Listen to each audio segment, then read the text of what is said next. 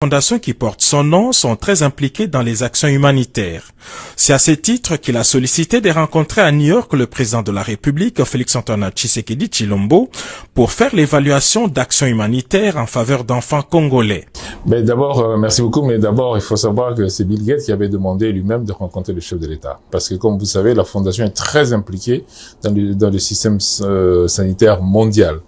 Et particulièrement dans notre pays, la Fondation lutte pour éradiquer un certain nombre de maladies, notamment la poliomyélite.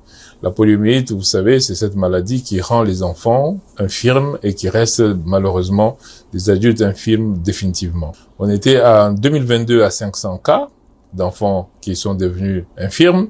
En 2023, on est passé à 200 cas et cette année, on est à 22 cas. Ça veut dire qu'il y a une diminution très importante de la poliomyélite. La deuxième chose, c'est que la vaccination de routine. Vous savez, les vaccins que les enfants reçoivent tous les jours. Notre pays, qui avait fait des gros efforts en 2019, encore vous vous rappelez, il y avait un gros forum avec la Fondation et on venait d'arriver au pouvoir.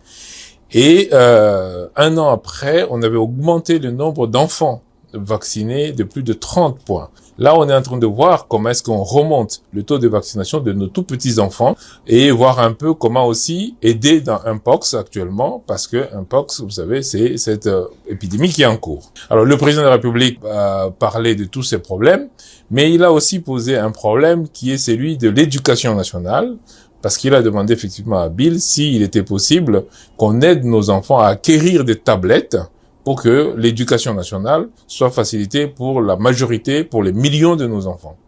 Alors, Bill a parlé de la connectivité par Starlink.